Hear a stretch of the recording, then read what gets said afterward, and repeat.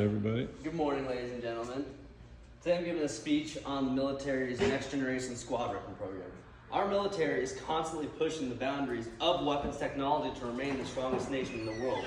And as citizens, we should understand this technology because it will eventually affect all of firearms.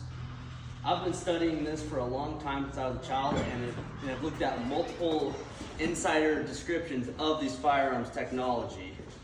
Today we're going to examine the 3 bids from the different companies, then look at how the military tested these new prototype weapons, and then see why the military eventually chose the 6 Sauer bid as their bid for the Next Generation Squad Weapon Program.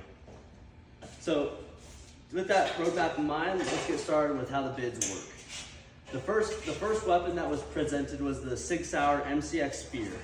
And now, according to ex-veteran Chris Cappy in one of his online lectures, 6 Sauer claimed that it was able to achieve up to 80,000 PSI in the barrel chamber.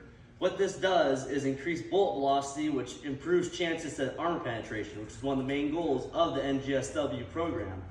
They're able to achieve this by using a steel brass case hybrid for their bullet, which allows them to pack much more powder into the bullet while maintaining structural integrity. This allows the bullet to be shot much faster than what your regular bullet would do. The next bid was by a company called Textron.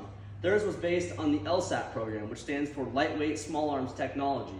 They designed this gun with the goal of it being light. It comes in the lightest out of all the bids at 9 pounds.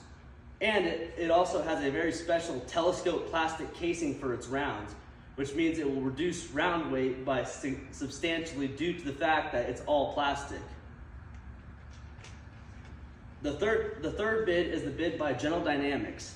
General Dynamics is a bullpup weapon, which means if the trigger guard was here, the magna will be behind it. This is designed to where you can have a longer barrel, which will keep bullet velocity up while maintaining a shorter rifle overall, which will help with maneuverability.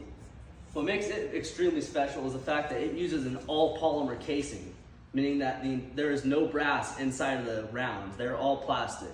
And it also has a patented recoil mitigation system. This is designed, in effect, to mitigate the recoil of the 6.8 millimeter cartridge.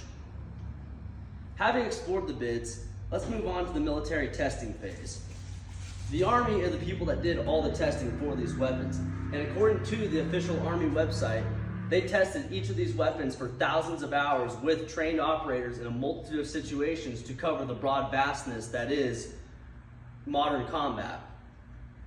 They put millions of rounds collectively through the weapons in multiple different combat trials, and also allowed soldiers from the 75th Ranger Regiment to come test them out for them and use them in a variety of situations. And now that we've seen the testing, let's see who was actually selected. 6 Sauer was ultimately the company that was selected for the Next Generation Squad Weapon Program. The reason is due to the military-industrial complex and 6 Sauer's familiarity with the government. 6 Sauer has already scored multiple contracts with the government on a variety of things. And with this, Army generals are more likely to select 6 Sauer due to the fact that they are confident and familiar with them. Also is the fact that 6 Sauer's weapon is the most simple out of all the 3, with the least moving parts. What this will do is increase reliability and make it easier to maintain, both logistically and at the soldier level. Logistically, it will able to allow the Army to not have to have as much spare parts and have a much more streamlined system.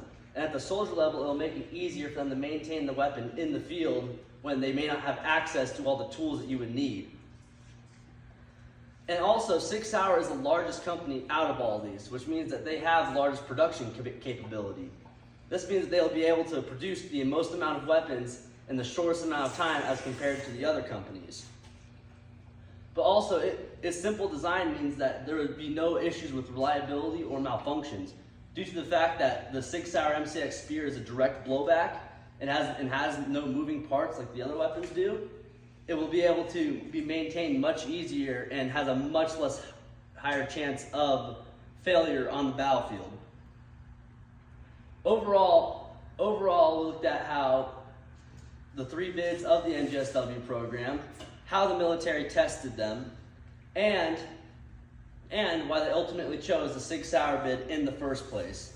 And as we explore these technological advances, in defense. We must understand that knowing these will help safeguard both our freedom and our futures as American citizens. Yep.